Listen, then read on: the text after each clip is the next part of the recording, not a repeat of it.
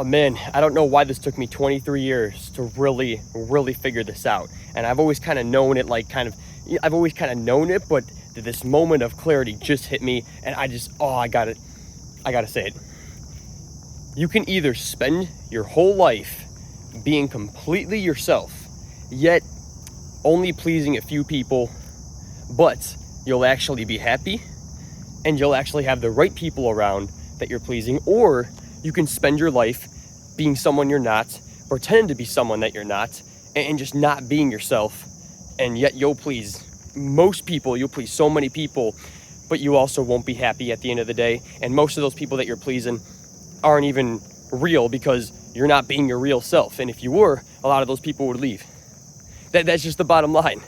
Like, oh man, I feel like, especially in like today's world, we tend to just try to be someone that we're not, whether it be to look for attention, whether it be to get, the attention of everyone.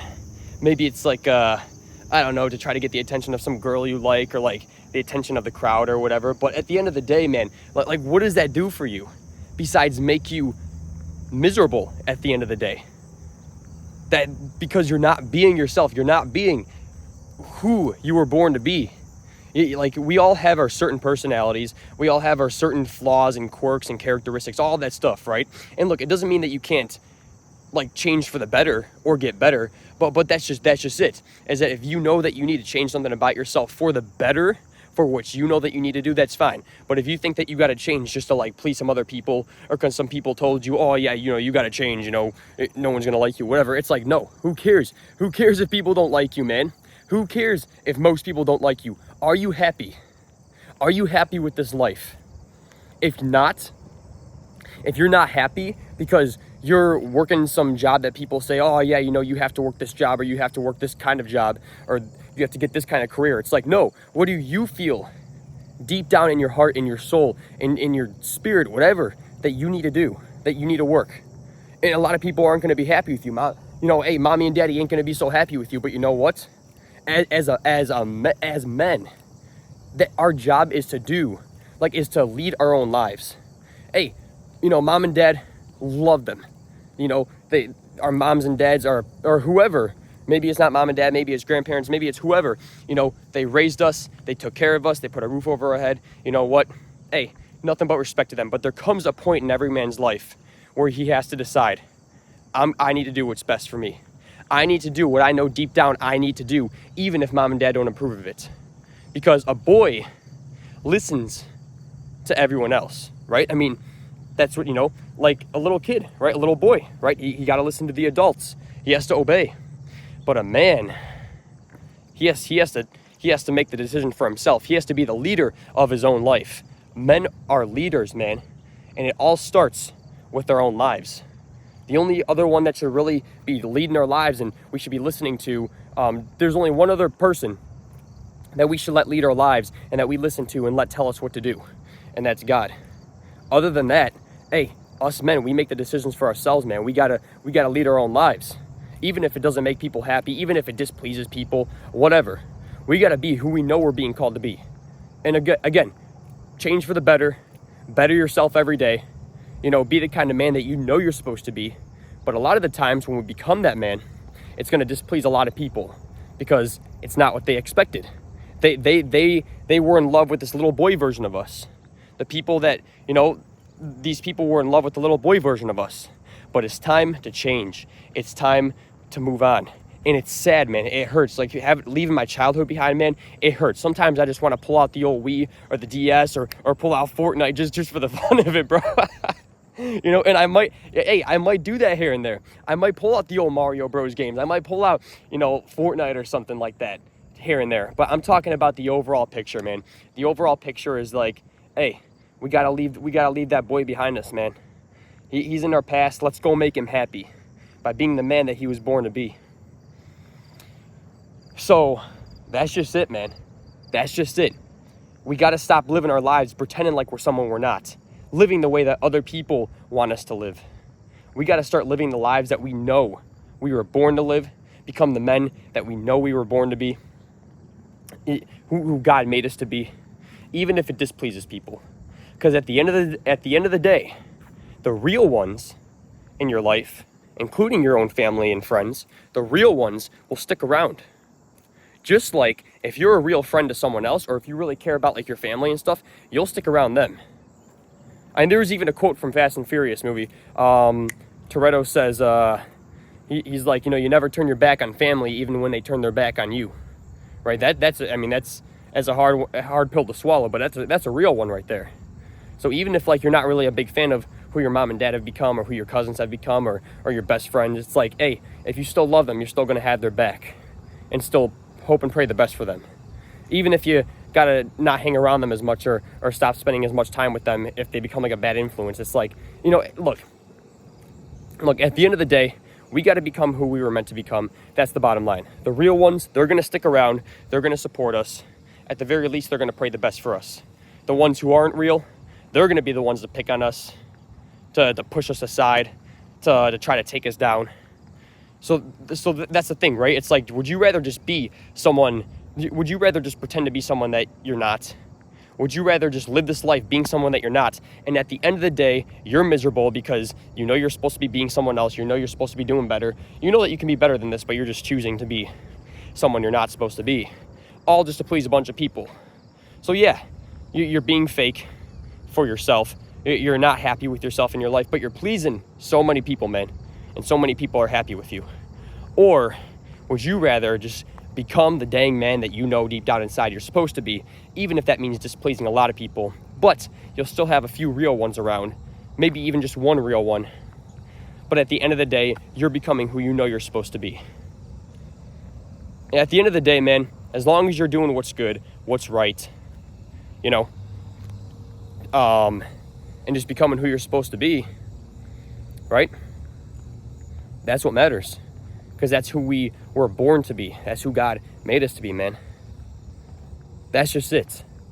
And I've always kind of known this deep down inside, but something sparked this morning. I don't know what it is. There was it's almost like I knew this deep down inside, and let's picture like two wires, like creating a spark, right? Like that spark is like, I know it. It's been there.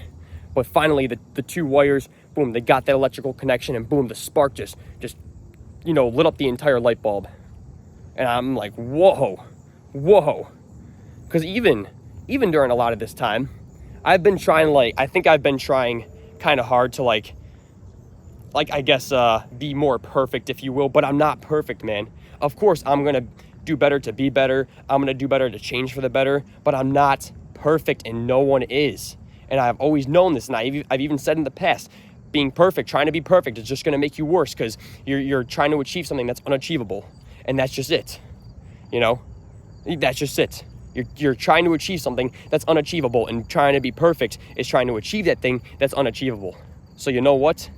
And hey, you know what?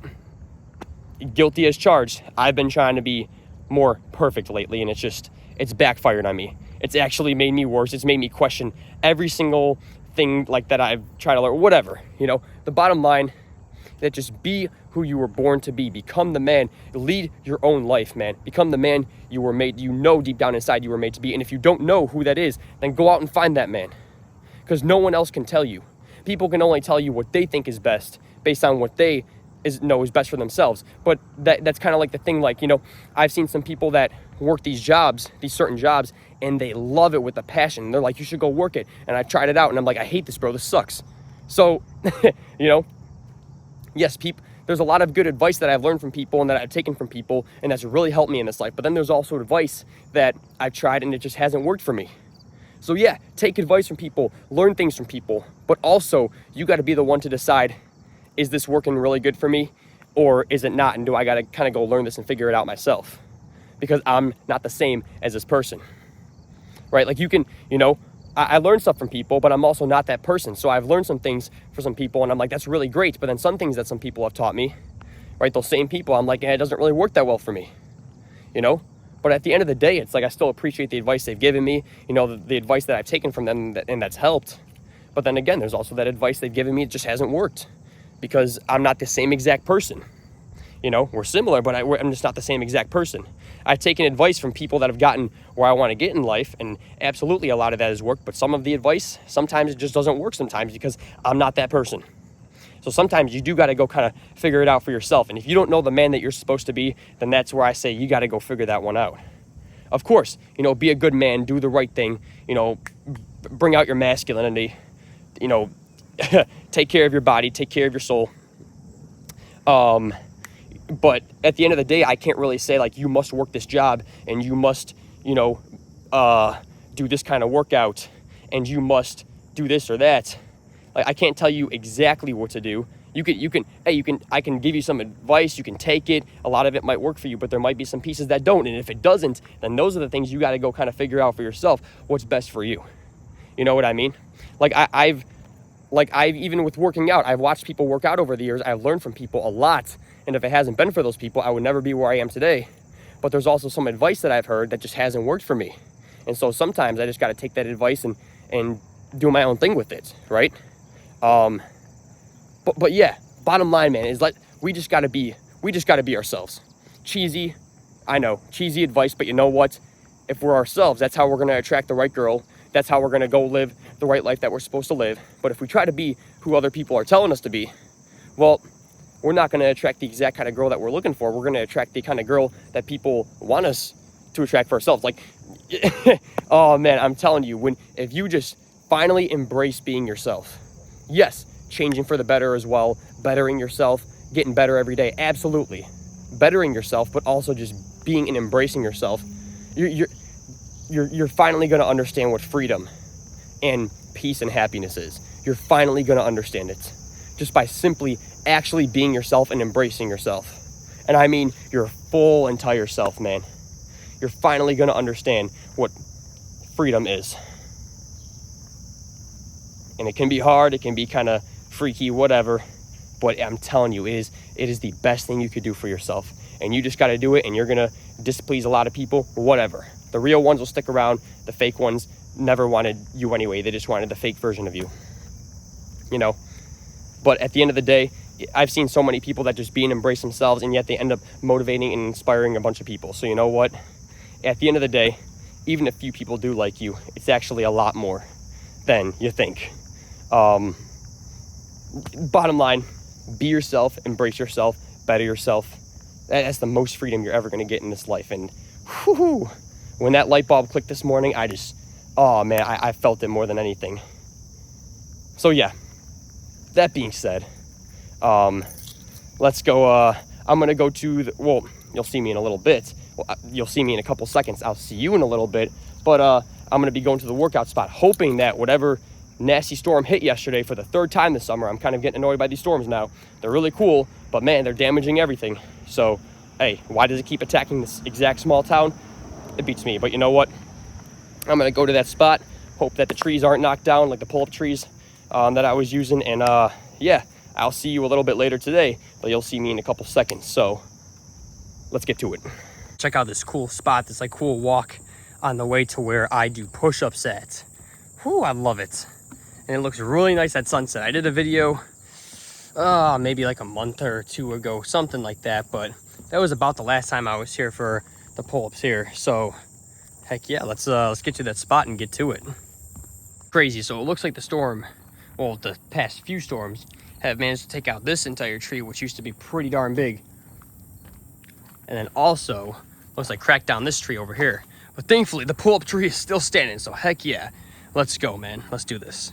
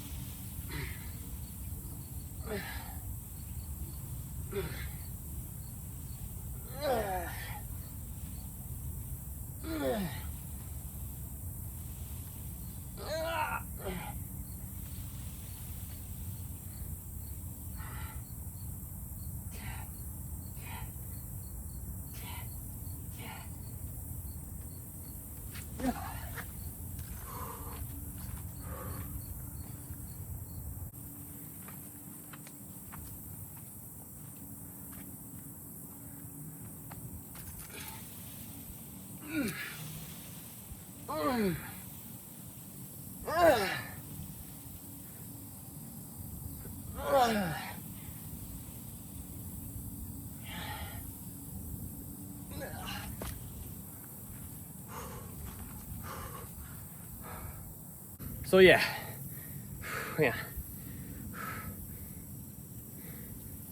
that's basically just the gist of it. A few sets shown for my workout. You know, that's basically the gist of it. Nice and simple, nice and basic, yet probably my hardest calisthenics day. But especially given the fact that I also hit pole day yesterday too at the gym, it definitely makes the second day of it with calisthenics a lot harder. So yeah, definitely makes it a lot harder having it twice in a row. But the calisthenics days are more just like kind of bonus days, like more bonus muscle stimulation days. So that's kind of like that's kind of the point of them. The gym is like the main stuff. Calisthenics is like that bonus stimulation, if you will, that bonus push. And then, you know, you rest them for the next, 5 days, because the next pull day will be next Wednesday. So double push, double pull, double legs. First day, really intense, really hard. That's the main thing. Second day, yes, it's still really hard. It's actually probably like harder in terms of how much you can do, just because you're already stimulated and tired from the first day. But it's definitely a good extra push. And then you give those 5 days to rest those muscle groups. So whether it be push, pull, or legs. But anyway, that's that. So give me just a second and I'll see you in a second. Yeah, I think this is like a really nice looking lake. It definitely flooded a little bit back here, but it's gone down a little bit. Because, I mean, there was a nasty storm yesterday and a nasty storm today too. One of these days I'll have to get back out on that pier and do a push or leg workout out there. I don't remember the last time I did like a push workout out there, but it's a really nice place. It's a cool place. I like it. Honestly, anything outdoors and in nature, I like, which is why I couldn't get that up, but I also like the gym too. So this is why I couldn't get that up. So what do? You split it up. That's just that. But yeah, that being said, let's read a verse or a section from God's word, and yeah, we'll take it from there. So I'll see you soon for that. All right, leaving off from last time at Luke 9. When Jesus had called the 12 together, he gave them power and authority to drive out all demons and to cure diseases. And he sent them out to proclaim the kingdom of God and to heal the sick. He told them, take nothing for the journey, no staff, no bag, no bread, no money, no extra shirt. Whatever house you enter, stay there until you leave that town. If people do not welcome you, leave their town and shake the dust off your feet as a testimony against them. So they set out and went from village to village, proclaiming the good news and healing people everywhere. Now Herod the Tetrarch heard about all that was going on, and he was perplexed because some were saying that John had been raised from the dead, others that Elijah had appeared, and still others that one of the prophets of long ago had come back to life. But Herod said, I beheaded John. Who then is this I hear such things about? and he tried to see him. When the apostles returned, they reported to Jesus what they had done. Then he took them with him, and they withdrew by themselves to a town called Bethsaida. But the crowds had learned about it and followed him. He welcomed them and spoke to them about the kingdom of God and healed those who needed healing. Late in the afternoon, the 12 came to him and said, "Send the crowd away so they can go to the surrounding villages and countryside and find food and lodging, because we are in a remote place here." He replied, "You give them something to eat." They answered, "We only have 5 loaves of bread and 2 fish. Unless we go and buy food for this crowd." About 5,000 men were there. But he said to his disciples, "Have them sit down in groups of about 50 each." Then the disciples did so, and everyone sat down. Taking the 5 loaves and the 2 fish, and looking up to heaven, he gave thanks and broke them. Then he gave them to the disciples to distribute to the people. They all ate and were satisfied, and the disciples picked up 12 basketfuls of broken pieces that were left over. Once when Jesus was praying in private and his disciples were with him, he asked them, "Who do the crowd say I am?" And they replied, "Some say John the Baptist, others say Elijah, and still others that one of the prophets of long ago has come back to life." "But what about you?" he asked. "Who do you say I am?" Peter answered, "God's Messiah." Jesus strictly warned them not to tell this to anyone, and he said, "The Son of Man must suffer many things and be rejected by the elders, the chief priests, and the teachers of the law, and he must be killed on the 3rd day and be raised to life." Then he said to them all, "Whoever wants to be my disciple must deny themselves and take up their cross daily and follow me. For whoever wants to save their life will lose it, but whoever loses their life for me will save it. What good is it for someone to gain the whole world and yet lose or forfeit their very self? Whoever is ashamed of me and my words, the Son of Man will be ashamed of when he comes into his glory and in the glory of the Father and of the holy angels. Truly I tell you, some who are standing here will not taste death before they see the kingdom of God." All right, and we'll leave off Luke 9:28 for next time. So, yeah, that just about does it for today. I'm done. I'm tired. But nonetheless, a very good day. So, yeah, that being said, let's go become the great men God made us to be, we were born to be, and I'll see you tomorrow to continue our journey. Peace.